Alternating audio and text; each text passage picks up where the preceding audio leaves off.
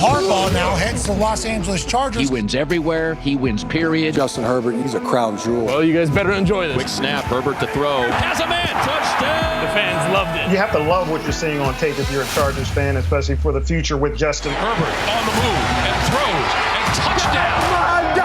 We're going to be known as world champions. And we're going to do it or die trying. Don't let the powder blues fool you. Who's got it better than that?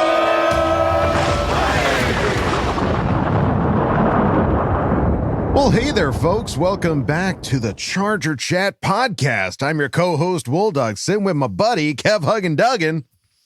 What's up, everyone?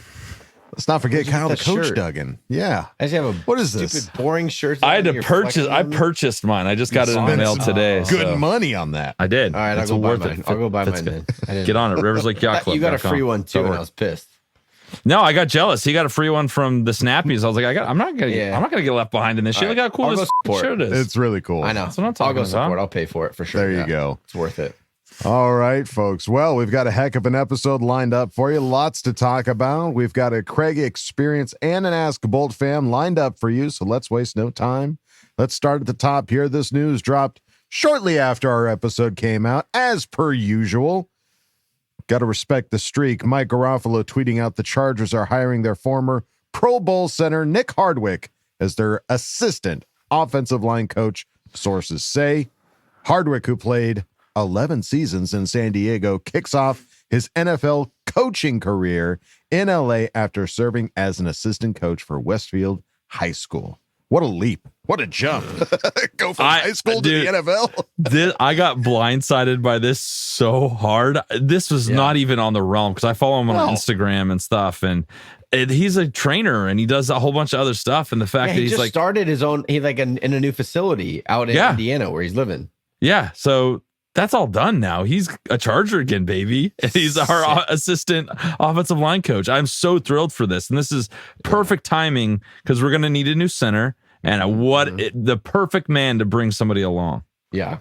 And dude, remember we met, I mean, you guys remember, but people might not know this. We got to meet Nick at the NFL draft this year. Yeah. He he's amazing. Down and said hi to everyone. He's the coolest guy. Oh, so he's nice. So genuine and authentic. Yes. He was just taking pictures and autographs for every single person that was the Charger there, that Charger fan. He's awesome. This is so fun. We just talked about on the last episode how excited we were for Navarro Bowman. It's like exciting because he's played in the NFL. Yeah, right. It's when you sign like Michael Leary from Notre Dame, it's like, oh, cool. Yeah, I'm sure he'll be great. Great. When it's like Nick Hardwick, you're like, wait, what? I know this guy. He signed my hat. I know him. Yeah. And it was awesome because at the draft, he read the selection for Tui Pelotu. Mm-hmm. So that was a big day. We got a great player. Big day. A great player calling a great player to come join us. Yeah. No, those all very exciting. And this is Phil's center too. Yes. Could this be the entryway for Phillip Rivers to come on staff? High school to NFL, it's like Phil's like, oh, I don't know, I didn't do the college thing. It's like Nick's like, neither did I. Let's go. And guess what? Look where I am now, baby. Yeah. Back home. That's extremely exciting to see not just a former player, but like you said, a former Charger, a former team captain, a former just great at his position. Harbaugh's a genius. Love it. Great hire. Genius. Best hire. Killing it so far. Killing it so far. Who's got it better than us? Nobody. Nobody. And let's see, this news dropped. I didn't even know this until I started reading it. NFL star Joey Kevin Bosa. thought this on the outline. This is brand new information. There's a picture of what's happening in this, and it made me laugh so hard that I thought I had to put this in our outline. But is it real though? Yes, this is a real. This is happening. Okay, well, NFL star Joey Bosa in major career change with Los Angeles Chargers, star set to take on world champion in a new sport. Apparently on Monday, February 26th, mark your calendar. The NFL defender will compete against world champion competitive eater Joey Chestnut in the second annual Pistachios Eating Championship. It's the least intense eating competition you could have. A head-to-head fight? Is this like I don't UFC know. where they got to you got to shell them and eat them? And I guess the record's like 900 or something. So in what? Dude, like a minute or like? I think it's like 10 minutes. I think it's probably like 10 minutes. Yeah. Yeah. Wait, Our say boy's the number gonna again. die. How many? 900. 900. Yeah, it's some crazy record. So I'm Dude, they pulling don't for chew, Joey. They just swallow these things. I just hope that Joey doesn't die. Like, I want him to play football next year. Yeah. He's going to, he has a weird nut allergy reaction. Yeah. A weird nut allergy. What's I had no idea. I thought I'd keep pistachios, coach. Dude, what's the play here with whoever's putting on this event? Why were they like, you know who we should reach out to? Joey Bosa. Charismatic man of the year, Joey Bosa. Let's get him in here. It's not like he's like a big personality or something. Is it that his first name is Joey, just like Joey Chestnut? Maybe everyone in the competition is Joey's. Joey. Or Joey secretly, with all the time he spent not playing football, was competitively getting ready for pistachio eating competition. Maybe he thought it was a Raisin Bran eating, and that's why we saw him in the booth. Maybe that's later on in the summer, the Raisin Bran. That's what he was doing in the stands. He was prepping for this competition. Yeah. We all thought he was just putting his feet up and relaxing, but no. It's going to be a rough next day. I'm just going to say it. He's that competitive. Yeah. Well, yeah, that's wild. I mean, he is competitive. Obviously, he's a football player. We do know that he's a gamer. He does game and he does show his videos from time to time. So I think he's just kind of like, you know what? I've got so much money. I love pistachios. I can trade for this. I think I can do this. Dude, what is he thinking? Have you ever seen Joey Chestnut eat something? It's there's a picture in our outline. It's making me sick right now. He's a machine. He's got veins popping out of his forehead, shoving hot dogs in his mouth. No, those hot dogs are like a plunger shoving buns. Hot dog. That's why the veins popping out of his forehead. He can't breathe. Can't do that again. No, never. That was a one-off. Clip it, post it. Yeah, the screen grabs and the photoshops are coming in hot. But no, that'll be something fun to watch. At least it's pistachios. It's not like hot dogs or something gross or like pie eating would be or pie eating. Yeah, like something that would make you geez. What do you think Joey would be really, really good at eating? Hopefully pistachios, because I know he wants to win this. He's got strong hands. Snap. He like snaps all of it around. That's you. No, he just goes like this and crushes all of it. Everything smashes. Takes the elbow. Bam, bam, bam, bam. Just pops them all. All right. His only advantage is strength. So lean into the shelling, Joey. It's like, I gotta win something here. I can't win anything with the Chargers. I might as well get hurt. Just don't get hurt. Yeah, he gets like diverticulitis or something after this. Just be careful out there, okay? He can't take the 3-point stand because he injured his fingers. Smashing pistachios. Joey on the injury report today because of a pistachio incident of some kind. All right, let's move on. Mike Florio saying a source says this year's salary cap will be close to $250 million. It was $224.8 million in 2023. So that might just solve a lot of our problems. Well, I'm curious because this couldn't be like a blindside thing. Did we really not know that it was going to be 250, or did we take that into consideration? People were saying low 240s or a couple months ago, and this was a new thing that what they're expecting. So interesting. It solves a lot of the problems we have. You see how much Patrick Mahomes hit the cap for next year? They got to find a way to keep the Chiefs competitive. They're like, you gotta up that cap. Give him a couple extra mil. Do something. They're looking at it like I don't know what to do. Like a restaurant bill. Like, jeez, we got to split this up. Can I get 2 checks? Let's split this. Mahomes need help. Chiefs are in trouble with the cap. Let's raise it twice as much as we thought. Let's give him a little help here, guys. Come on. Passing the hat around. It's good for us too. If that's the case, things are a little less dire. Right. Yeah. Yeah, that'll be a lot of help. And what else was also help? We found out about this today. Field Yates saying Chargers center Corey Linsley agreed to a restructured contract that lowers his base salary from 11.5 to the minimum for the 2024 season. So this move creates $10.29 million in cap space for now. And if Linsley retires after June 1st, the team can spread the dead cap hit over 2 years. So Okay, Linsley told okay. reporters after the season he was 99% likely to retire this offseason. Yeah. Here's my question, and you guys might not have the answer. What would have happened if he didn't do all of this restructuring? If he had the 11 million that he was owed, he didn't restructure and he retires, do we still take a dead cap hit of 11.5 million for 2 years? That year. Yeah, I think for that year. You That's can't spread BS. it out. He retired. Yeah, I don't know what the stipulation is because, I mean, when it comes to contracts, I mean, because that's the other thing, too. Like, when players get hurt, it's like, well, are they still getting paid or are they? Also, It's on the contract, the guarantees. Yeah, it's all in the verbiage, I'm sure. there's some guarantees, but once the guarantees are paid or the bonuses are out, and I don't know, this is too confusing. Second question, we'll just say we don't know that first one. Yeah, don't know. Second question, we know our new GM Ortiz loves the compensatory pick. Do we get Yes. something like that with a retired center? That happens, right? Maybe he leaves us. You lose Corey Linsley to retirement, Pro not Bowl free center. agency. You have to get some compensatory pick. And check back next Monday when we look this up and have an answer for you. Or somebody else does the work for us and we Or talk check the about comments on their YouTube and tweet. they'll answer I'm gonna this Google. for you. I'm gonna Google right now. Yeah. I'll get to you in a minute. Keep talking. We'll be right back. Yeah, no, it'll be. I have no idea, but that's a great point. That that could result in some kind of. I mean, because the guy was a main player, he was a team captain for crying out loud, and to lose him to an injury and then retirement makes sense to me. So that could be part of the move.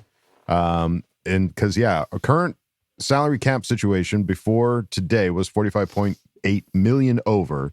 I think we were like the second worst in the league as far as like It was a good being amount. over. The Yeah. Saints are like 80 over, so Yeah. hold my also beer. over like every year. I keep hearing about how over the cap they are. But yet So- they still allow them to play. They So still maybe we find shouldn't a way. stress too hard about this.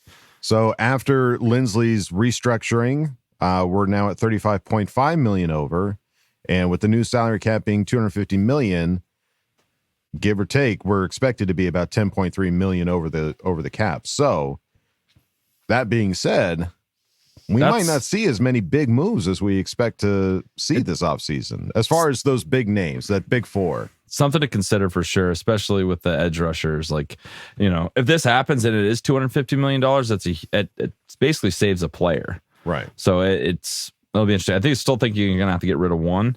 But I definitely opens up the options for what we could do, in free agency. I just heard a rumor that Saquon Barkley is not going to get franchise tags. So that would be fun.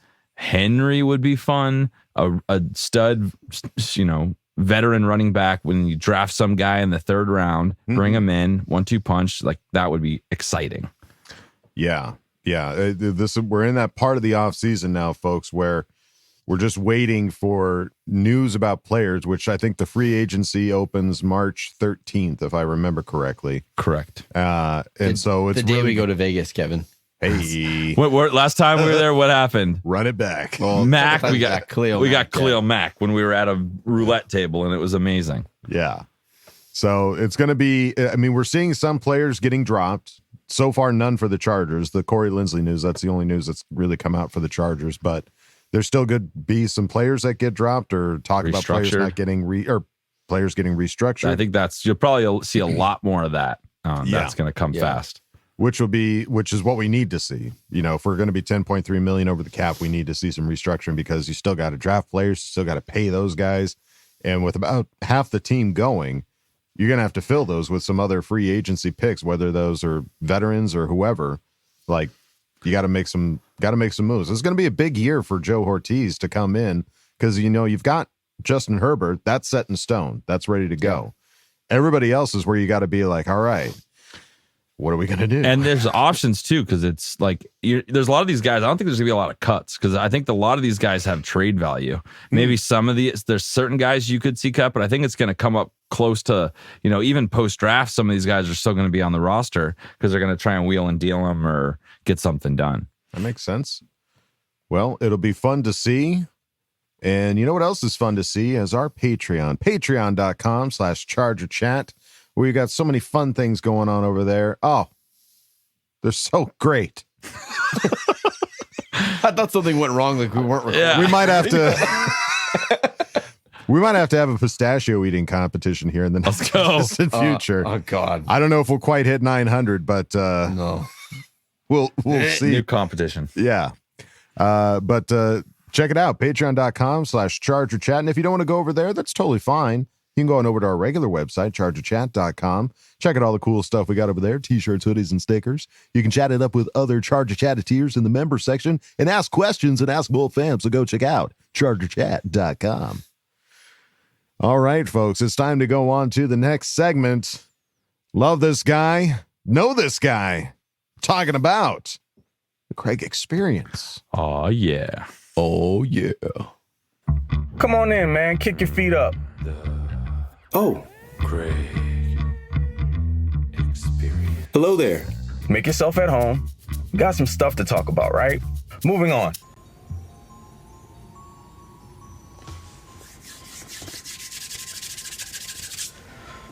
Ooh-wee. What's going on, folks? I am back in the saddle, as you can see. Took a little bit of a vacay, went back to the hometown, New Orleans, Louisiana, to celebrate carnival season, better known to many of you guys as Mardi Gras. And one thing I learned for certain, 40 is not the new 20 or 30 or whatever folks are saying, because I definitely can't get down the way that I used to back then in those days. I'm used to hitting the hay at a certain time. There was none of that for about 5 days straight. And so the recovery has been slow going, but again, I'm here and it's time to talk a little Chargers offseason, specifically some of the coaching hires. There have been a couple controversial ones, really one in particular. Well, nah, maybe two now, but I know I haven't really been around to give all my thoughts, feelings, and opinions. So that's what we're going to do right now. So with that said, CC gang, the biggest of salutes, and to the rest of the Boltfam, what is goody? It's your guy Craig, back in Texas, and welcome to the newest edition of the TCE. Let's do it. Might as well start with the unanimous coaching decision hire that everyone seems to love with Jesse Minter, because it makes the most sense. Talking about a guy that had a lot of success in his 2 years in college football. Michigan boasted the best defense in all of the NCAA. But hey, you may not be familiar with how Jim and Jesse got together. So with that being said, let me give you a little bit of a backstory here. I'll do the Reader's Digest version of it for time's sake. So we're all familiar with Jim Harbaugh's tenure at Michigan and the fact that, even though he led the Wolverines to a bunch of bowl games, had some really good records, he would have issues defeating the better teams, like the big boys. In particular, one squad, like the only game that really matters for Michigan, against Ohio State. So Jim's an offensive guy. What he decided to do was tap his big brother John in the NFL and said, hey, can I borrow one of your guys? And John was kind enough to lend Jim, little bro, Jesse Minter. I think it was between Jesse and Mike McDonald. So Jesse goes to the Wolverines, runs the show, and the results are what they are. The rest is history. So why not bring that along to you to the NFL? I mean, it's a system that's already proven, tried and true, because it's working in NFL. As you can see, the success that the Ravens have had with it. And hopefully you can keep him around for a bit, because now, speaking of Mike McDonald, he's the head coach with the Seattle Seahawks, and it's a bit of a risk that you're going to have to take when you have successful staff. People are going to want to come over and poach them from you. And we can be talking in about 2 to 3 years, folks offering head coaching gigs to Jesse Minter. So we just have to be prepared for it. But like I said before, comes with the territory. Now, that makes sense, right? But let's have a conversation about the hire that has a lot of folks up in arms. And I think this is kind of a threefold thing. But I also want you to pay attention to the fact that it seems like the approach is, on the defensive side of the ball, they're looking to get younger with the coaching staff. And on the offensive side, they're looking to dig deep into the experience bag. And I think there's a reason for that. Because when you hear some of these names, some of the places they've been, and some of their accomplishments, it makes a lot more sense. And therefore should make it a bit more palatable. So we know that the new offensive coordinator for the Chargers is Greg Roman. And when you hear that name, A lot of people start sinking in their seats. You hear some groaning, and initially it wasn't something that I was a huge fan of either. But it's one of those things where it's like, what is your most recent memory of that person? And then you forget about everything that came along with them prior to. Well, Greg Roman was essentially run out of town in Baltimore, which I would say there was good reason for it, because his let's just call his strategy, it can seem a bit antiquated. He's very heavy run based, which should be a breath of fresh air for you as Chargers fans in this instance, because you know that the running game in Chargers, for the Chargers, has essentially been non-existent for years now. And another quick question. Do you think they would have liked to have had Greg Roman in that AFC Championship game? Just curious, because it seemed like they got way away from what they did best all season long, being like, were they the top rushing team in the entire NFL? And they seemed to just throw that to the wind against the Niners. Just super weird. But anyway, I digress. Fact of the matter is, Greg Roman is going to come in day one and improve your rushing game, because it's his primary course of attack on the football field. He does incorporate the passing game into that. There's a lot of utilization of your tight ends, but the passing game can be a little wonky at times. There have been issues with spacing, things of that nature. So yeah, you could go ahead and throw a wet blanket on that if you want to, but the fact of the matter is that the dude still was the offensive coordinator for Lamar Jackson's first MVP and Pro Bowl season. And the fact that they led the NFL in rushing also, and they were within the top 5 or 10 in points scored per game. So offensively, things were fine. It was just the progression of Lamar as a quarterback, and he wasn't taking the necessary steps that you would think he should, especially after having won an MVP. And Todd Monken comes in, and there was some tinkering done with the offense, and it makes sense. But if you go back and look at the numbers, especially the more successful days, Monken didn't really outperform what happened under Roman in totality. But again, people just have a tendency to look at the most recent things and forget about the past overall. But I'm more of a macro over micro person, so that's why Roman has, I feel a little bit better about him. But not just because of what Roman's done in the past. I mean, the connection with Harbaugh is there, dating all the way back to the Stanford days. What he did with Colin Kaepernick as a quarterback. Those guys got to a Super Bowl, they lost there, but still that offense was very run heavy, but they utilized the strengths of the quarterbacks. You're going to see a theme here, mobile quarterbacks and an emphasis on the rushing game. And to me, that also says that Greg Roman took the strengths of his players and he leaned on them, which isn't a bad thing. But you have to be able to mix things up, especially when you get into the bigger games, because those better defensive coordinators are going to find a way to out scheme you. It becomes a little bit of a chess match, and you have to have a secondary option. Have to be some adjustments made. And that's where I feel these other names come into play. Marcus Brady as your passing game coordinator. We're talking about a guy who worked with the Philadelphia Eagles and also with the Indianapolis Colts. I think he was QB coach for Andrew Luck. And he also has roots in the CFL, which is a pass-heavy league. Now, of course, the CFL is not the NFL, but the passing schemes and things can be used in today's NFL, specifically because it is such a pass-heavy league. So you have a guy like Brady, along with someone who understands the running game so intimately as Greg Roman does, and then you might have a recipe for success. You got Brady to help balance out Roman. But then, if you take it a step further, another name that kind of threw people off their rockers, Mark Trestman. He's been hired as a senior offensive assistant. Oddly enough, as a head coach, Mark Trestman didn't have a ton of success, but you know what he's always been really good at? Offensive game plans. You can go look at some of his old players, talk about it. They were always prepared when they went into battle on the offensive side of the ball, and Trestman's someone who, along with Brady, understands balance and a solid passing game to complement a running game. Where Roman is all about ground and pound, you got both Trestman and Marcus Brady, who understands what it is to get the passing game involved and also how to utilize your running backs in the passing game as well. Go look at their histories and the backs that they've coached or have been on their team under the offenses that they've called, and look at how they've performed on the ground and in the receiving game. So collectively, altogether, for me, this is why I have a ton of confidence in this offense moving forward. Now we have to see the pieces that they apply, because the offensive line has to be, I'm not going to say completely reconstructed, but tinkered with. And we have to see who the running backs are going to be, even though I still have a lot of faith in Isaiah Spiller. I know a lot of y'all are rolling your eyes at me, but I'll say this again. Isaiah Spiller was heavily recruited by Jim Harbaugh at Michigan. So I think he's going to get an opportunity, finally, consistently this season.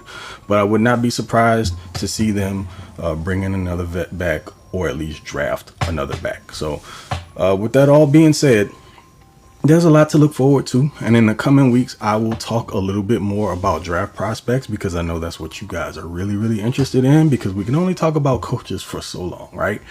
But because we have this new regime, there are going to be new expectations. The schemes are going to be different.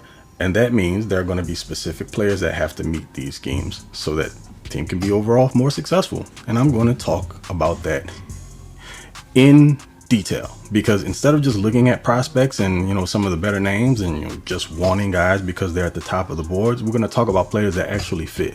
Because believe it or not, some of the higher rated players on a lot of people's draft boards aren't necessarily the best fits for this team, whether it be offensively or defensively. But again, we'll talk more about it in the coming weeks. So there's that to look forward to. But until next time, it's been your boy, Mr. TOP_FLYT3 over on Twitter, aka Mr. Bowganger Do Not Bang. And you can also catch me over on the Lightning Round podcast as well. So definitely do that. But all right, folks, we got Combine coming up here in a little bit. Start talking about prospects a little bit more. But again, it's always going to be tape over tights. You know how your boy gets down. So for me, it's always about what you can see on film. And if they go to the Combine and light it up, great. But if they don't, you always have the tape to go back and reference. Either way. And that's what matters most. So make sure to put that in your mental Rolodex when you're critiquing players on who you think best fits the team. But again, till the next time, I'll catch y'all later. My boys, Dub D, Coach, Kev, hope y'all are well. I'll be chatting with you all soon as we get into the season that we're all looking forward to. It's a new regime, new time, a lot to be excited about. So I will talk to y'all later. Till then, okay, love you, bye. Well, Craig, those are all fantastic points and a lot of interesting tidbits there as far as, I mean, and I never question Craig. Craig always does the down and dirty work, the sleuthing, if you will, and making the Jesse Minter story about him. Yeah, that's really cool. I didn't quite realize together. The level of that. You know what I mean? Yeah. So, hey, bro, need some help. I can't beat these assholes. It's Ohio State. I can't get past him. Yeah. Got Jesse Minter to help him out with that. And then, I mean, listen, I didn't watch a lot of Baltimore. I don't know Greg Roman from Adam, but it seems like Oh, okay. You. Well, I guess I do know Greg Roman from Adam. Never mind. Okay, love you, bye. It's been fun. But I mean, you tell me that this is the offensive coordinator that was there for Lamar getting MVP. They led the league in rushing, and they were possibly top 10 in points scored for that season. Like, sounds like what's not to love? Yeah. Huh.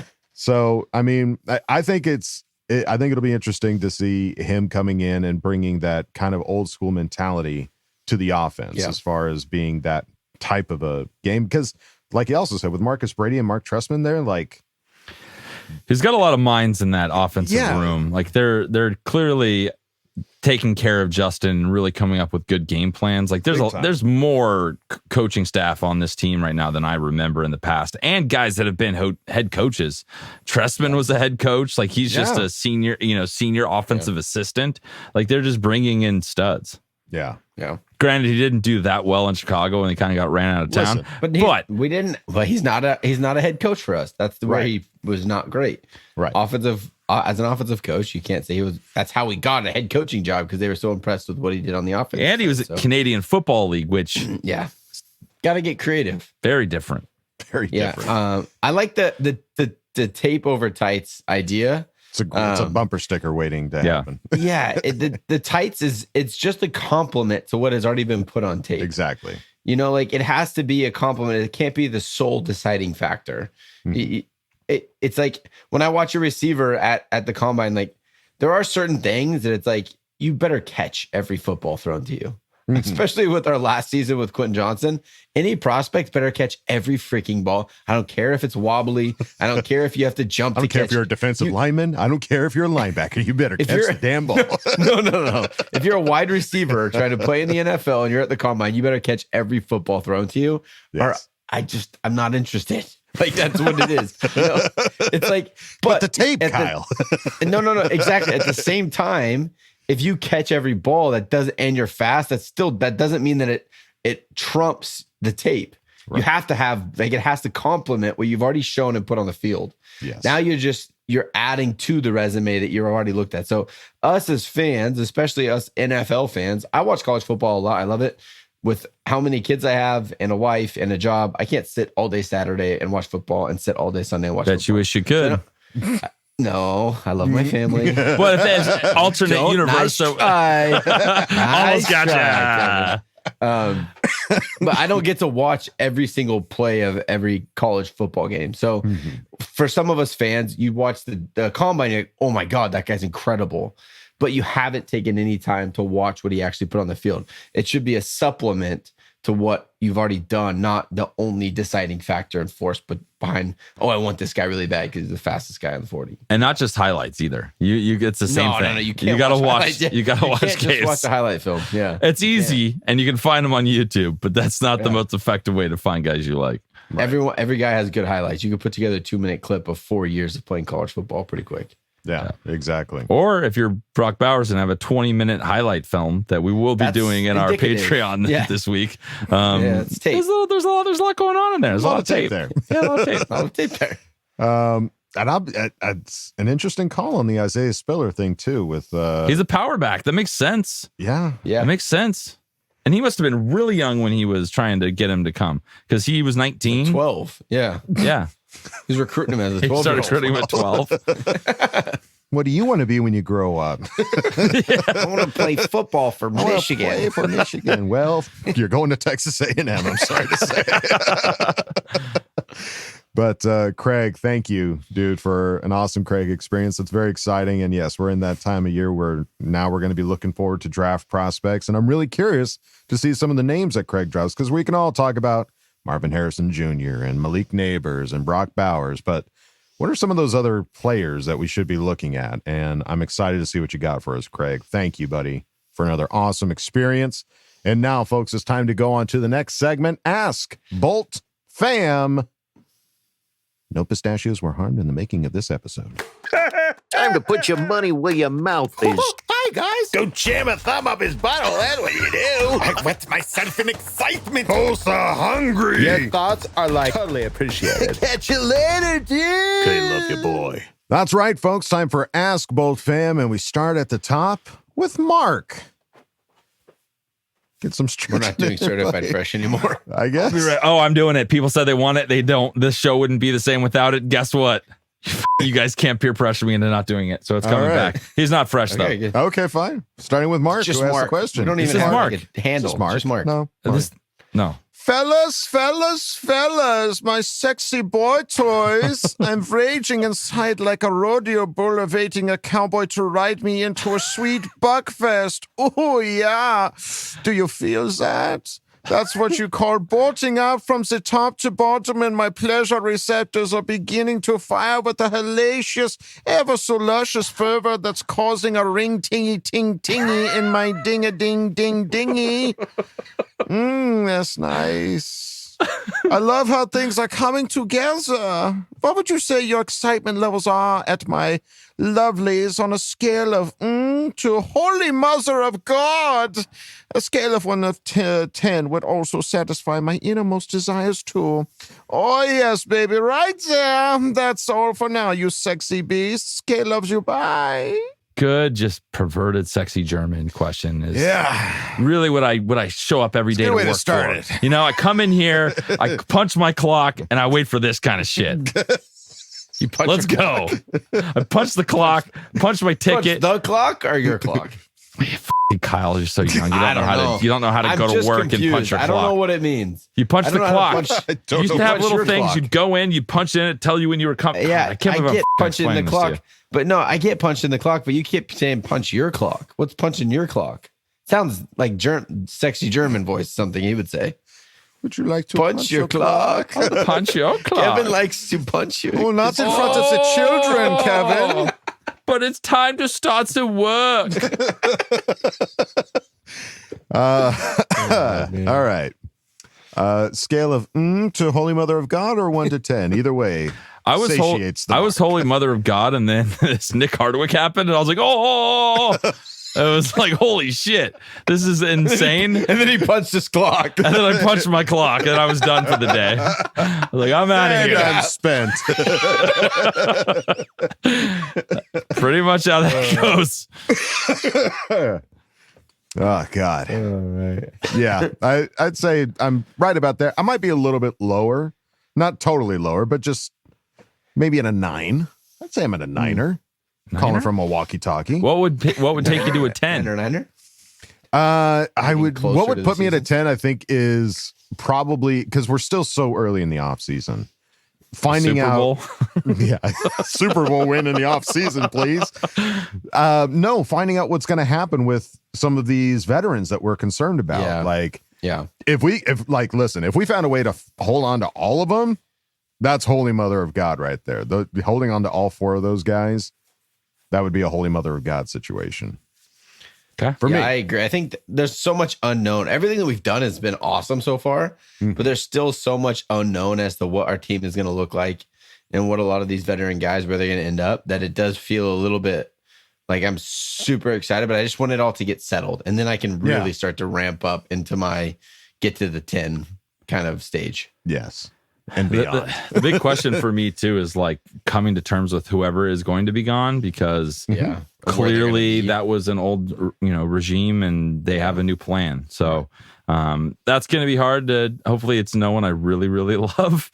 But and just don't go to the Raiders. Don't be stupid. They will. If whoever gets cut, I'm telling you right now, whoever gets cut, scooping them. He's scooping up everyone. Yeah. So if we get rid of the thing I want this offseason is, new right tackle.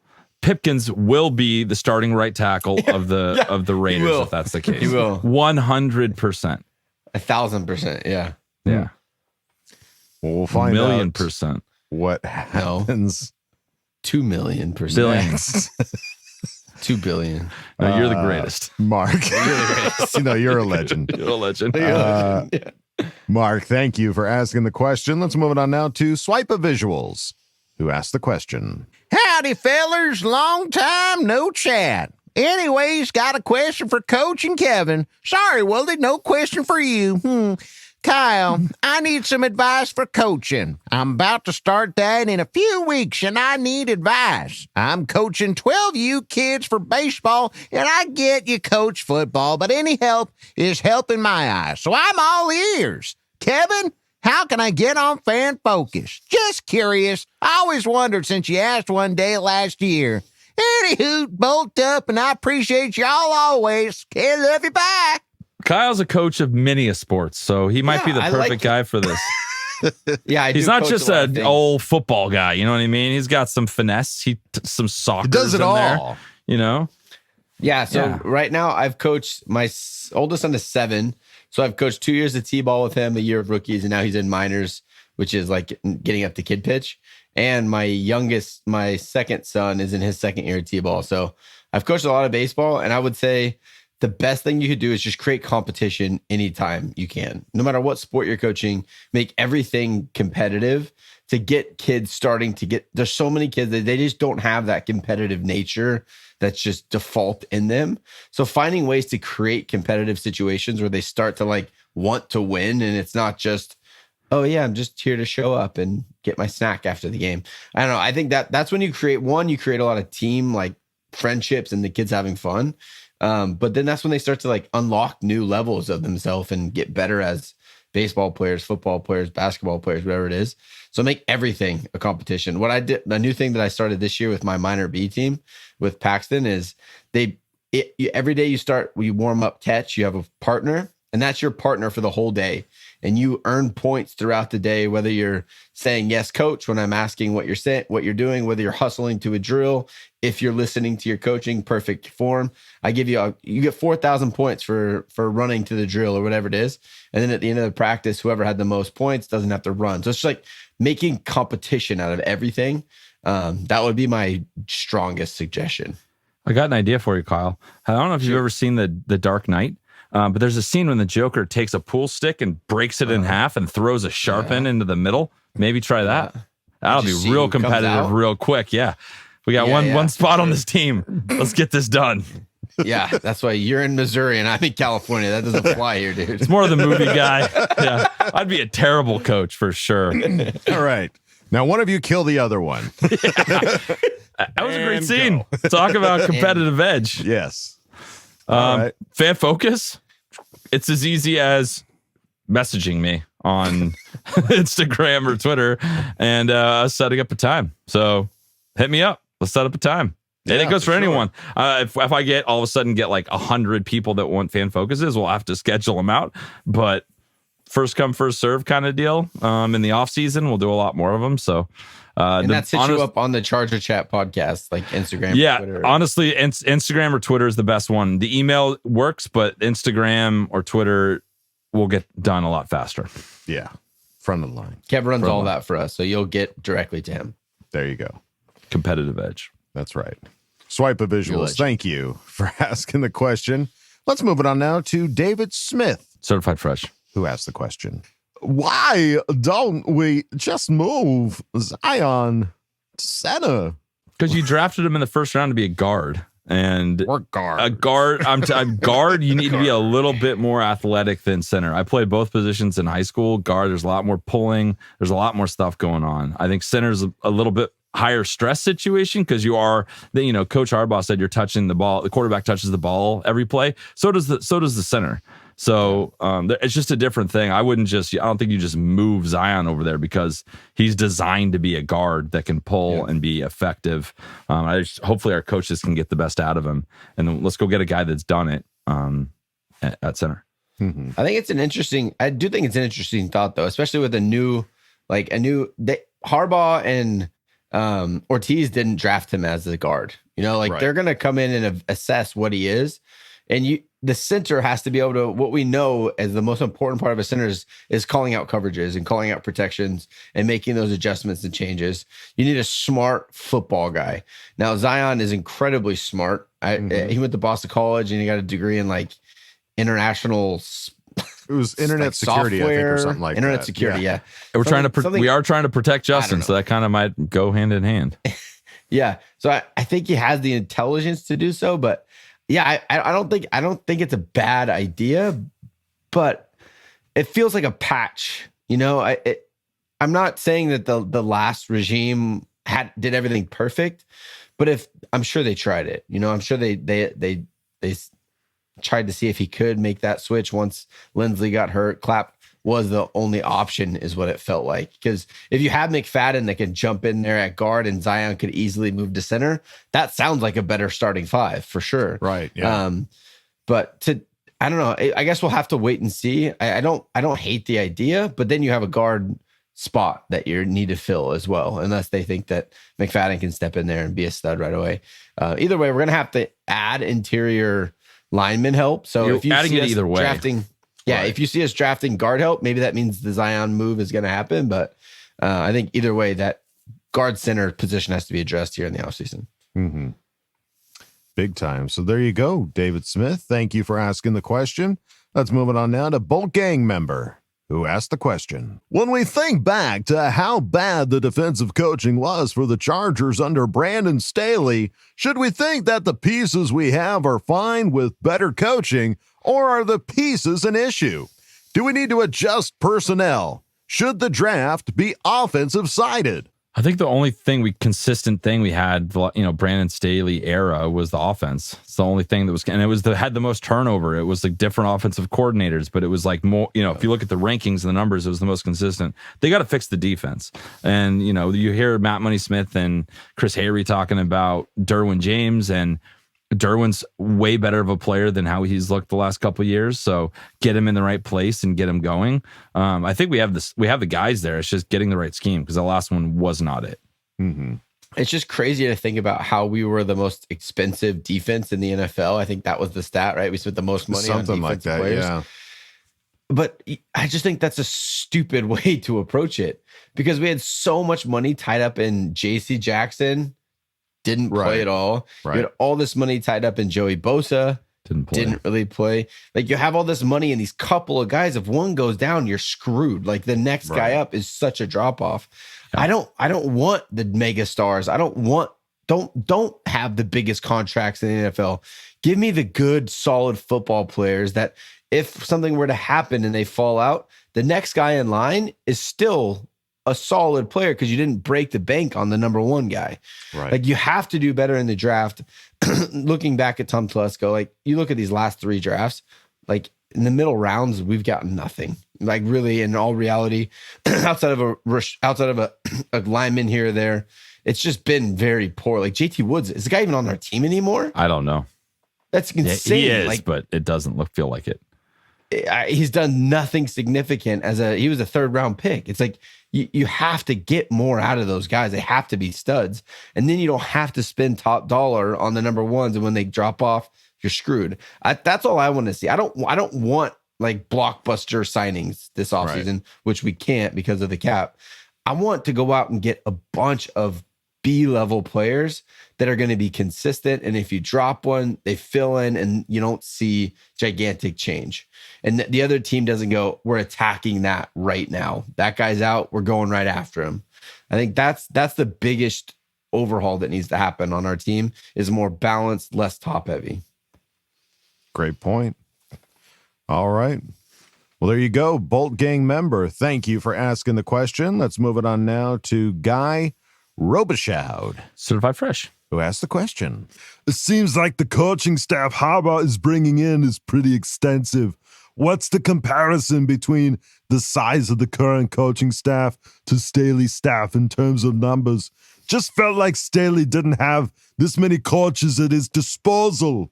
That's a good question. I don't have the exact number in front of me, but it feels like senior defensive assistant. We didn't have that. You know, there's just a couple positions that are like, oh, hi, how are you? So I would say at least 3 feels like at least. And then there's gonna be more coaches coming in. These are just like the guys they've announced now. There's a whole staff behind these guys. So they clearly are putting money into the staff, which they've, you know, as if you've been a Charger fan long enough, they've never done. That's what they've been doubted for the whole offseason. Yeah. And it's not just about number of coaches. It's quality. You can't say the quality is the same. You just can't. It's impossible to say that the position coach and the coordinators that we have right now is even close to what it was. Especially, like, who are you going to attract as a DC when you say, I'm going to call the plays and I'm going to be in control as a head coach? You're not going to get a DC that has any experience that has done it. Ronaldo Hill and Derek Ansley. That's right. Which no gripe to them at all. They hadn't done it before, so this was an opportunity for them to have the title. But it's just so significantly different. I feel like. Yeah. No, the caliber of these guys and the experience. That's the thing I think that you could throw out is the experience that these guys bring in, and not just, well, I've been doing this job for X amount of years. It's no, I've been doing this job for X amount of years, and I've been really good at it. So totally. That's what it feels like, and I would say that it's definitely feels like there's more names. I mean, we might have had a defensive assistant of some kind, but you didn't hear about them. That's for sure. Right. They had the roster up on their website. I haven't looked at it in a long time, but they had all the key positions, and it's probably a good scroll nowadays. That coaching staff. Yeah. So there you go. Guy Robichaud, thank you for asking the question. Let's move it on now to Bolt Dan, who asked the question. Que veo vatos, puro Chargers. Okay, only 197 days until football season. First question. Church's Chicken or Kentucky Fried Chicken? Which one for you guys? Ketchup on eggs? Yes or no?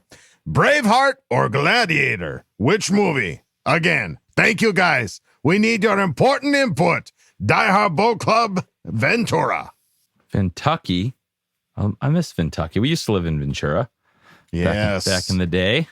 Those were good times, man. Beach houses and parties, dude. Yeah. We were 17, 18 living up in Ventura, man. Yeah. Yeah. Catching some sweet rays. All right. Well, Bold Dan asking the important questions. These here. are big ones. These are let's good take ones, our time yeah. with these. So Church's Chicken or Kentucky Fried Chicken? You guys have both out there in Mizzou, right? We have them both out here. I've not been to Church's Chicken, so I can't even say. I can only say Kentucky Fried because that's the only one I've had. I haven't had Church's Chicken yet. Clearly, I need to. I'll answer this. Kentucky Fried, I would say, is mine, but the one that's not on here that I like the most is Popeyes. Popeyes chicken's really freaking good, but I'll take Kentucky Fried Chicken because this is a question you asked, and I'm not going to detour and do what I usually do. So Kentucky Fried Chicken. Interesting. I'm growing, improving. Season Look at you. 6, moving on, moving forward. Big growth, Kev. Big Love growth. that. I assume Kentucky Fried for you, Kyle. I don't know if you've had Church's Chicken or not. There is a Church's Chicken here close, but I don't think I've ever gone to it. I think it's in Mira Mesa. I've never even gone into. No Wait, one's this is ever making me taken you to interested. church. Yeah. I go to church every Sunday. Take me to nobody brought church. any chicken? Chicken. Never been to Church's Chicken. So by default, I guess I'll go Kentucky Fried, but I'm not like die hard Kentucky Fried Chicken. But I guess I'll have to say it because I've never had Church's. Yeah, it's on my list now to give it a shot. All right, ketchup on eggs, yes or no? Yes. Yeah, with a scramble. You guys are insane. No. With cheese? Cheese egg scramble with Scramby eggs. Scrambies. I love with some scramby eggs, but ketchup? keep the ketchup out of here. Who You can throw invited some- I'll that? even do, dude, I do ketchup on a fried egg. Give me a nice over medium with ketchup on top. It's just that little zest on it. I think it's our Kyle. I think it's our taste buds. I think we're on the Dude, same we page love here. it. I feel like love I'm taking ketchup. crazy We're pills pissing here. off Adam. I can feel it. You're okay. You're probably the majority, honestly, Adam. My wife gets this. She won't watch me eat eggs. She gets so grossed out by Good. that fact. We'll that I be put eating ketchup eggs on like eggs. normal people in the other room. Yeah. Unfortunately for her, I've already had all my boys eating ketchup and eggs. Well, not Christ. Bo, he's 3 months old, but all of the other ones, They'll be there. they have ketchup on eggs. Yeah, they already do it. My condolences to your wife. All right, Braveheart or Gladiator? Should we do this on the count of 3? This is tough. Yeah, that's a real tough one. Should we count down and just we all say it at the same time? Sure. Ready? Yeah. 3, 2, 1. Braveheart. Braveheart. Yeah, We're all on the same page. Whoa. Gladiator's That is amazing. hard, though. They're amazing movies. I rewatched both of these recently. Braveheart holds up so much better than Gladiator. Gladiator's still amazing, but it doesn't quite hold up the way Braveheart does. Just a better story. I concur. Yeah. And There you welcome go. to the Charger Chat movie podcast. There you go. That would be funny. It would be very much like a turning of roles with you two being the experts and me knowing nothing. Me just being like, yeah, this is your one show. Dude, I'll body This is slam how you every frame a week. shot here. This is Yeah. I can tell you one thing. Key-like. I would not attempt to answer any of these questions first. That's for damn sure.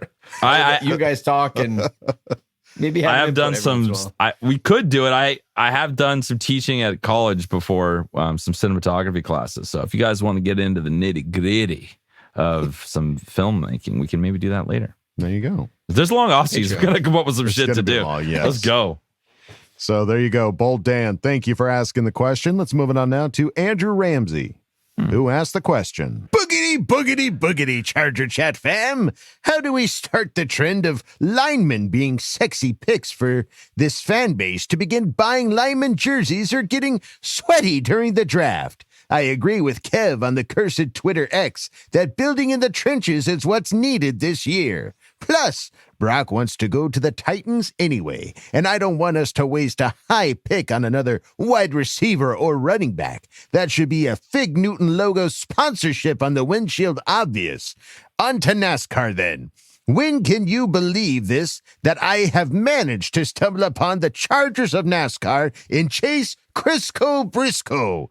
Oh well, LOL. Maybe I'll find the Brisket Broads of NASCAR this season and each of you three's NASCAR versions to make me more positive there, and then I'll introduce all of you and create a force unbeknownst to mankind. K, love you, bye. I'm going to be honest with you, Andrew Ramsey. I don't know much about NASCAR, so I'm going to have to take your word for everything you just said. I like the name, though. you. Chase Crisco Briscoe. Yeah, I'm into that. But Shake and bake. Yeah. shake and What bake. does that mean? He's the Chargers of NASCAR, consistently underperforming. Heart, like a heart attack. Like He's got a great new coach. Yeah, great new. No, he's like Great new pit crew. He wins does the good offseason. Yeah.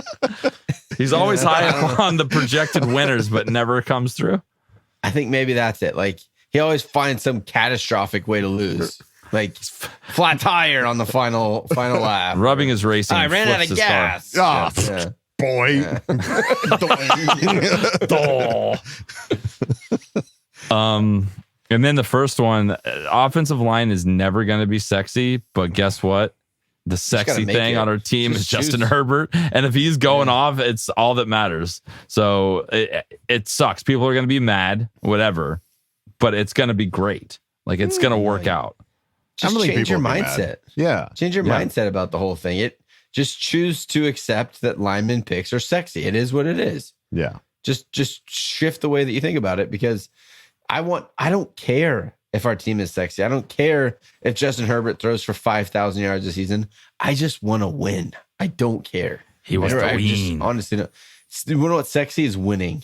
When you have more points than the other team at the end of the game. You know what's in That's right now? real hot. Winning. Yeah. Losing is hot. so last year. Yeah, it sucks. Winning's so hot right now. Yeah. So hot. All right. Well, there you go, Andrew Ramsey. Thank you for asking the question. Let's move it on now to Chance, who asked the question. What's each of your favorite Chargers players and why? I say for me, it's Keenan Allen, just because I've grown up watching him since I was 13. Definitely had some fun moments. Yeah, that's good. Thank you. That's a good one, man. Yeah. I've I'll known write you it for- till you stop laughing. I've and even known when this. you do, I've known I'm you for gonna a keep very doing long it. time, and I've never heard you do that until just recently. So this is great. Clearly, news. we need to hang out more. I think so. All right. Well, this is a fun question. Favorite Charger players? On the roster or just ever? We can do both. I think right now they gave a current Keenan Allen. Okay. We'll go current. You can't say Justin Herbert because that's too easy. No, you can say Justin You Herbert. can say Justin Herbert, 100%. Yeah. Okay. Hands down, Justin Herbert. But why? Explain. It's a unique pick. Because You can't just say. he brings me so much joy and happiness when he's playing well that like no other player does that for me. Like I get really excited for Keenan when he scores, but it's because Justin's throwing him the ball. You know, you need that to do that. So I'm starting with the OG. I'll tag on to that. I wouldn't. I'll try to come up with a different name, but really the appeal to me of Justin Herbert is not just his talent, but how humble he is with that talent. He is not a flashy. He is not a look at me. He's not a you don't need you need me on this team mentality. At least we don't see that on camera. Yeah. He just seems like the best, coolest guy that is just happy to be there. And I love that about him. Yeah, that's good. My favorite player, and I think he's been frustrated the last couple of years, and it's been hard to watch because I don't think he's been used correctly, is Derwin James. I love Derwin. I love the way that he talks about his teammates, about his coaches, the way that he plays on the field. I know he gets some silly penalties, but I think those are a result of how much passion he has for being a football player. Like he just is a football player. He has to rein in some of that stuff. But I think some of those hits were frustrations with, like, what am I doing back here at 15 yards, not having an impact on this play? Like, he's just itching to go be a part of the game. So when he finally gets that opportunity, he kind of goes a little bit too much. But I don't know. I love his versatility. I love the way that he talks about the game. He loves football, and that's what I love football. I don't just love winning because our team doesn't win all the time. I love football. I just love watching all football no matter what. So, I think Derwin James is my fit. Justin Herbert, I love Justin Herbert, and Keenan. Keenan is one of the last San Diego Chargers left. Oh, yeah. But Derwin's just really fun to watch. Yeah. Yeah. Keenan's a definite favorite of mine, too, just for his, not just his ability. I love his off the field piano playing, his talent, knows no bounds. And I think that's just something. I saw a karaoke clip that came out recently. Did you guys see that? The guy can sing too. Yeah, he's the stud. It was awesome. He has too much talent. Keenan, spread it around. Save some for the rest of us. But yeah, those are definitely some favorites. And I mean, we could go on if we wanted to go not current Charger players, but we don't want this show to be 2.5 hours. So yeah, we can go quick. No explanation. Name answers. Phillip Rivers, Junior Seau, LaTainian Tomlinson. LaTainian Tomlinson. LaTainian Tomlinson. I was like panicking. I was waiting for you guys to ruin it and steal it from me. LaDainian Tomlinson. Schmalanian Tomlinson. Schmamly Mamly. LaDainian Tomlinson. Oh, that's really good. I'll go different names. Yeah. I'll go Rodney Harrison. And then I'll go Antonio Gates. And I will go with what should be my Junior Seau. I have to go the same. Junior Seau. Lights out. Just legend. Yeah. I'll go lights out. Oh, I would say, I would say Phillip Rivers, Sean Merriman, Danny Woodhead. I loved it. Donnie Edwards too. I really love Donnie Edwards. Yeah. I don't know why. It was Sean Phillips was always causing problems. He was great. Yeah. Carney, dude. Give me some early 90s Carney too. I love Carney. I don't know why I love Carney. Great name. I don't know why. Carney. Carney. All right. Well, there you go. Chance, thank you for asking the question. Let's move on now to Javier Rodriguez, who asked the question. How would you guys fix the cap space issue? Cut the big four and start clean in 2025 or keep the same? What do you guys got? If we're expanding the cap space, let's just keep them all here. What are we having a party going? It's just getting started, baby. Where are you going? I would love it if they could figure out a way to keep them all. Will they likely? No, probably not. But I think the likeliest scenario is that you find a way to trade one of those guys because you can't just cut them. If you cut them, you still owe them money. You got to be able to trade them. You got to be able to trade away some of that contract money and hopefully get some draft picks, get some draft capital out of that.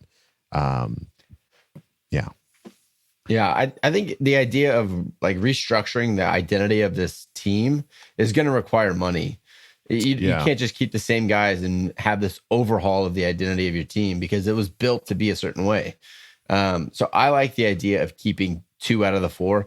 In my mind, having 60 million plus in wide receivers on a team that's going to want to dominate the line of scrimmage, it just doesn't make a whole lot of sense.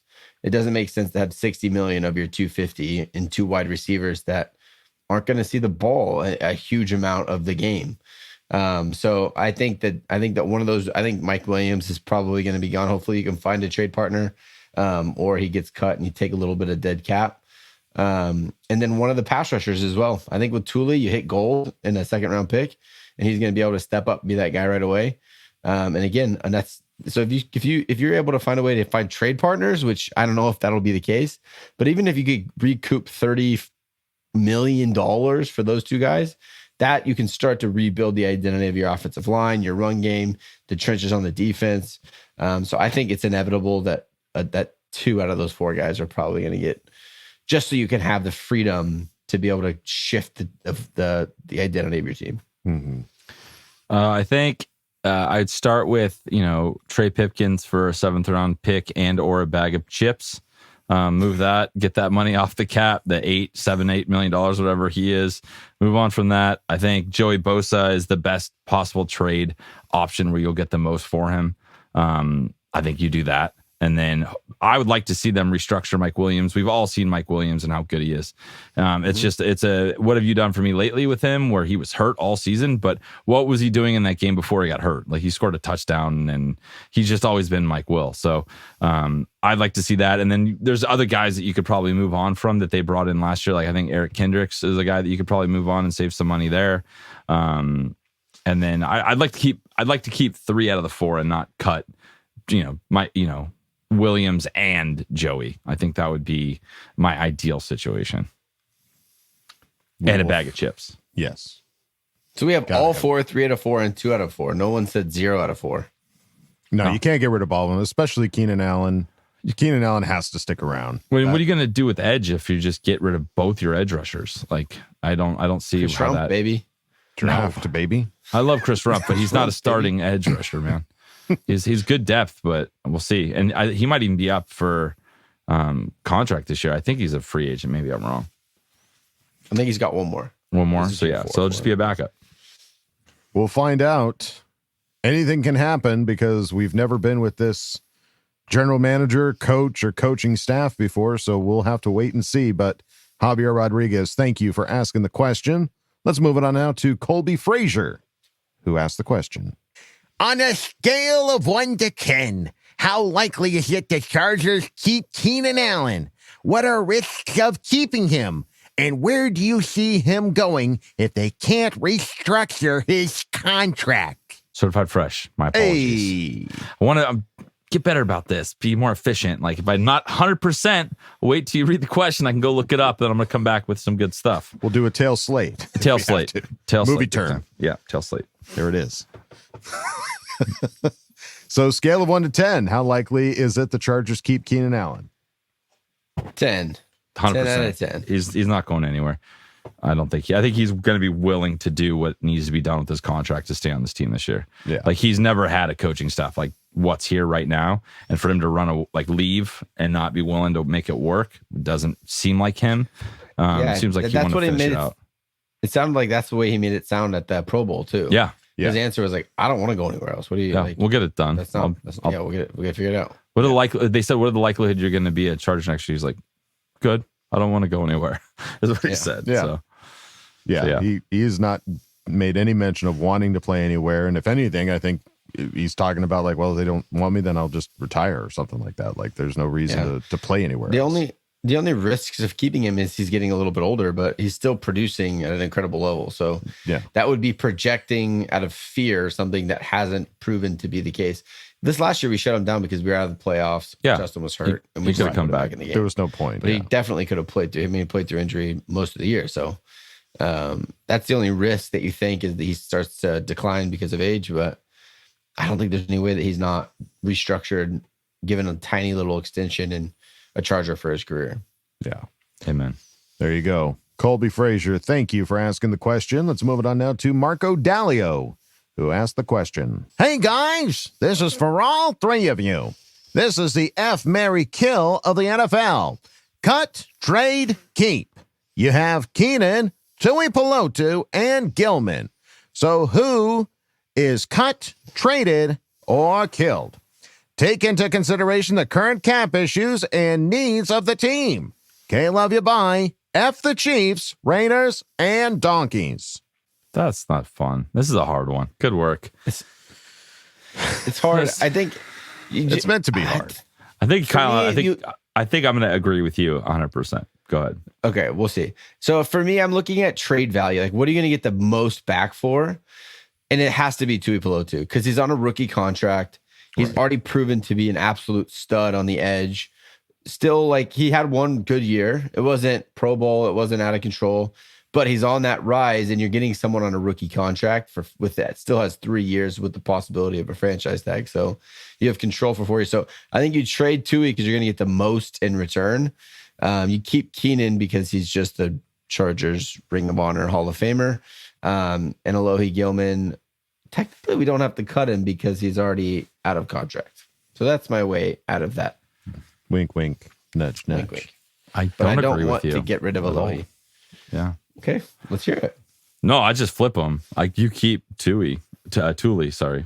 Oh my God, my fucking brain tonight. You keep Tuli because he is the future of the edge for this team, and like not all edges are guaranteed to gonna do what he did his first year, even if they're drafted higher.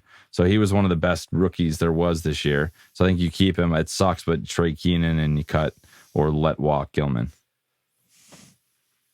I would probably agree with Kyle. Unfortunately, I was because I get the idea. Tuli's great. I'm not saying he's not awesome. That's why I think you're going to get a lot in return for him. Yeah. But I think I don't know that you're going to get necessarily more for Keenan. You're not, no. So I think that because you're going to take on a $30-something million contract with Keenan. Exactly. With Tuli, you're taking on a rookie deal for 3 years, so you're getting a cheap edge rusher I don't know. That's just my thoughts. But do you think you're getting a first round for him? Because he played at a first round level. If you're not getting a first round trade for him, it's not worth it. I think with Keenan, you're getting something for him. No, you're getting a 5th or 6th rounder for Keenan. But that's fine. $30 million. I'd be okay with that. Like 5th or 6th round. But what are you going to get for Thule? Are you going to get a first rounder? I think you could get a vet. I think you could get a vet and a 2nd or 3rd rounder for sure. I don't know if that's worth it for what he could be. Man. Well, none of us want the scenario. Yeah, okay? I also don't want this. No. Yeah. Why are you making it divisive right now, Kevin? Let's go keep walk. Why'd you cross your arms and say, I don't agree, actually? Because I didn't agree at all. You came in very aggressive. I thought you were going to say keep. This is a scenario none of us want. Kev came aggressive. I thought you were a defensive-minded guy. KEAGGRESSIVE aggressive. Nobody's laughing. I thought you were a defensive I'm moving guy. on. Thank you, Marco Dalio, for asking the question. Okay, moving on to Zachary Shelton. So Melvin Ingram recently tweeted that he would like to see Melvin Gordon back with the Chargers. He said it is meant to be. Would you want to see a reunion? No. Do you want fumbling? No. You can't say he was in the Baltimore game for like 3 plays and he fumbled. Yeah. Like, I don't want that shit. I've had enough of that. I'm over it. No thanks. Bye. I feel like Kyle wants me to ask him 3 wishes right now. Yeah. You do look like a genie. You totally do. What do you wish of me, master?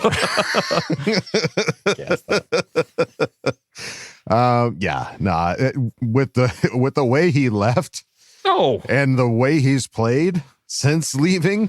He won a Super Bowl on a practice squad. He got cut immediately after a playoff game with the Ravens. Like, no, get out of here. Yeah, there really hasn't been anything appealing about bringing Melvin Gordon back. I'd be stressed if he was on the field to run the ball. I would be stressed out of my mind. Yeah.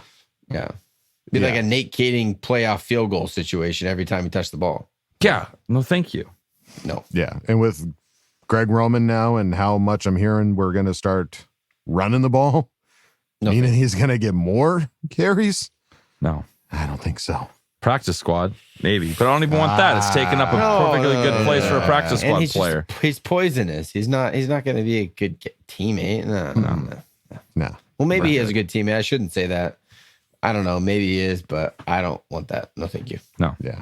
I'll take Ryan Matthews back. Let's see how he's doing. What's he been up to lately? Pull him out of deep retirement. He coaches Pop Warner at Poway. Actually, I'd rather have him than Melvin Gordon at this point. 2 carries a game, get him in there. Yeah. How much farther can we go back and you still want Mike Tolbert? Let's get some Tolbert in there. Natron Means? Well, I'll give him 2 carries a game. That's he too could far? he could leave. No, I don't think that's too far. Yeah. Keep going? Yeah. How far can we go? I think Natron Means might be the cutoff because he played the same time our coach played. So it's yeah, I think he might be 60, late 50s. Yeah, it might be tough. That'd be tough. But it's a great question, Zach. Thank you for asking it. Let's move it on now to Anthony Tony Francis, who asked the question. Adam, you sexy ass beastly motherfucker. Kevin, you handsome son of a bitch. Kyle, the wizard behind it all. I'm having the best week of my life and realizing Harbaugh is still our coach. Let's go. What away games are you targeting next year to attend? See you there. I love you, Anthony Tony Francis. Thank you. I have a confession to make, Anthony. I'm not the wizard behind anything. I do the least amount of behind the scenes work of anyone on this podcast. I am very much just like a face on the podcast. So I'm not wizarding anything behind the scenes. Kyle comes into work with his coach's clout like jacket on, and then he just pulls it away and he's here. Yeah. Yes. All my work for this podcast was done like the last 15 years. Yeah. And now I'm here and I don't do anything behind the scenes. So it's just Kevin and Adam deserve all the credit for the behind the scenes. I do none of that. They bought my microphone, my camera, they sent it to me, teach me how to set it up, and I just get on here and talk. So yeah. Just make sure everyone knows what's what. Pay no attention to that man behind the curtain. All right. Well, the question though, away games next year. We're still waiting to see if there's an international game. If there's Germany, dude, we're going. I'll find a way. We'll find a way to do that. Like that would be too fun. We're just waiting to see if there's an international game because that would be awesome. Yeah. The international game would certainly be fun. I mean, there's other places that we could certainly look at going, but if anything, I mean, me and Kevin were talking about it. It's like, God, we only went to one home game last year. I want to go to at least 2 or 3. We need to go to more home games next year. And a primetime night game. Like, I want to have. I can't believe you guys have never been to a primetime game. That's ridiculous. We have been exclusively the first game of the season, and then work gets crazy, and it's hard to get back out. Yeah. We got to figure it out. Yeah. So we'll definitely let you know, Anthony Tony Francis, as soon as we have a plan set in place. But schedule would be helpful. Schedule would be nice. Schedule. So thank you, Anthony Tony Francis, for asking the question. And we go out of Ask Boltfam with Athir Kadir. Athir Kadir. Every week I'm so I don't know if I should be scared or excited for these. I think you're all right. Attack me or like compliment me. They're always good. It's going to be good. Well, let's find out. Good, but sometimes I feel hurt afterwards. I think you'll be okay this time. He asks a question and goes something like this. Judge and Chet, my boys! Love you, Wall Dog, baby! Always will be my baby! Love you, my guy! Kevin, you really want to get on my bad side, baby? No. Okay, I got some for your ass, baby! I'm coming to Chargers training camp, baby! Coach, I love you, my dear. You're no longer in trouble, baby. No. Kevin, I'm going to be on your ass now, baby. Oh, by the way, what happened to my fan focus, baby? Kevin, you do not care about me, baby. LOL. Now to my question, Coach. Is it possible Chargers defense can be top 12, offense top 7, baby? Or do you think I'm asking too much in the first year, baby? Love you, my boys. FTR country, let's ride. Herbert, Harbaugh, Ortiz, Super Bowl bound, baby. What did I do? Ooh, you're in trouble. What have I done? What did I do last time? What did they do to deserve this? It's like in a horror movie, and you're. This watching is so much better like, when. Oh no, they're so done. Like they're done. Don't go there. Don't open that door. Kevin This is so much better when he was mad at Kyle all the time. Yeah, it's. Oh, like how this the tables have turned. I know. What do you want, Athir? I don't want to be this guy. How many fan Give me a dollar focuses do amount. you want to do? I'll write it down. You want a weekly segment? Let's get you on here. Just don't be mad at me. We'll make that happen. Don't cry. No. All right. Well, Kevin, you're in the doghouse. Catch me outside. How about that? Ooh. Hey. Oh. I didn't mean it. Oh my God, Kevin, I didn't mean it. It was a joke. I didn't mean it. I came out. Look at this whole deeper, dude. I didn't mean it. Athir, I'm sorry. I didn't mean it. Oh no. The look on Kyle's face. No. You can't go back from this. You can't go back from this. This guy. Can't triple stamp or double stamp. Oh man. No, Kevin, he's not worth it. Your family doesn't want this. Oh, God. That was really funny. All right. Well, for as much beef that he's had with you, Kyle, I think every week his question is directed towards you. Yeah, he doesn't give a shit what we say. Yeah. He loves the shit out of you, Adam. I'm in the doghouse, and he wants to hear what you think, Kyle. Yeah. I appreciate it. I think, but it does open me up to be in that doghouse real fast. If I say disagree with him somehow. Get ready. Exactly. Get back out there. No, I. So the question being, can the defense be top 12 and offense top 7, or do I think that he's asking too much in the first year? I don't think so. I don't know. With everything that Harbaugh has done, everywhere that he's gone, year one is an instant improvement in every field. So no, I don't think that that's asking too much. We're seeing all that he's brought in, strength and conditioning guy. He's bringing in all of his smart analyst guys. He's bringing in all of his coaches. I don't see any reason why we don't hit the ground running, and none of the rest of the NFL knows what it's going to look like. Right. So I think you have a huge leg up and an opportunity to go and be top 10 in both categories. I don't know. I think that should be the goal. Is it a lofty goal? Yeah, absolutely. I wouldn't be willing to bet my house on the fact that we're top 10 in both, but I don't think that that's wrong to put your expectation there.